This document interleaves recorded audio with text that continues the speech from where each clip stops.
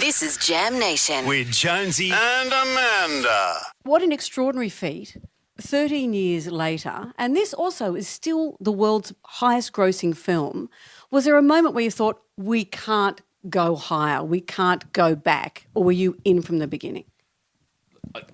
I don't think we approached the first movie with that much arrogance to think that, this movie would be very successful. I think, I remember Jim telling us before we sold the first movie that science fiction is a hard genre for people to sometimes connect with.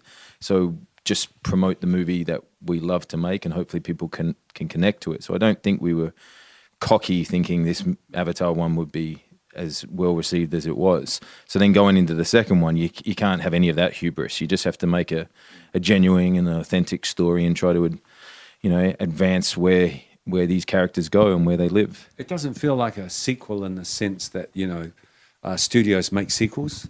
You cash in on the success of the first one. Jim as a storyteller is very authentic in terms of there's more story to tell here. So he approaches it as a storyteller. That's how I perceive him anyway. He's not trying to make a repeat or a copy of a successful formula. He's going, I have to tell more story. There's so much more to explore in this world and these characters. And the visuals, it's still so incredible. It's amazing. Because we spoke to Sam 13 years ago when it came out. And I remember at the time saying, there'll be a sequel, surely. And you went, we'll see. It wasn't discussed. It wasn't discussed, but then 13 years later. Yeah, but you got to remember, though, it wasn't like we took 10 years off. I think about 2013, guys were fiddling with technology to see where it could go. 2015, I was pushing my pregnant wife around the rooms at Lightstorm, the production company, where they had the pictures for the next 4 movies that was taken from Jim's story. And then it was like, how are we going to do that? And then in 2017 was when we first kind of got into it. And then each day you're trying to solve this problem of how to make these movies. And how does it feel for the both of you when you actually watch the film? Because I'm imagining that your day on set might be you in your undies against a green screen. How does it feel for the first time when you are immersed? It must be incredible. It's very overwhelming for me. How is it for you, Joe? Well, it's different for me because you see it as you're doing it. So you're seeing a rudimentary form on the screen. So even if you're in a water tank 30 feet deep, your movements are translated into this form that we can see. So for someone like Cliff, who's new to it, it's more when you see the finished product, you're seeing yourself. I think also my nature is I describe myself as a skeptical optimist. So I'm optimistic that it's going to be great, but I'm skeptical that it actually will be. So I'm hopeful, and it couldn't be a better setup for it to succeed. Sure. But I'm skeptical that how ambitious the scripts are, that you can actually stay at least at the level of the first one and push it further.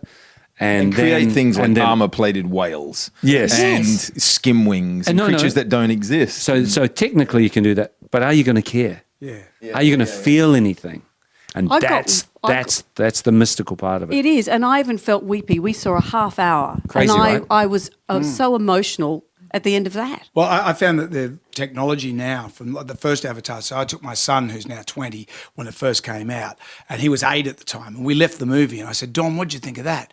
And he said, I just can't talk right now. So it was that, emotional for him. It's a great thing of when you first watch it, you're going, what am I watching here? Yeah. Because especially in this one, the water technology and everything, it's unbelievably advanced. And then it's like, how did they do it? And then you forget all that and you just go with the alchemy of what filmmaking is, they do it? which just transports you to another world. So there's a third one in the works. Does that mean you have to wait another 13 years? Or is we filmed about 85% of 3, and I think a lot of that's all coming completed now. I think the filming being rendered. Yeah. And then we've done some scenes from 4 because the kids were aging out, obviously. And then if we're lucky, we'll conclude 4 and 5. So Wow. Do you miss the muscles when you have to go back to real life? do I miss them?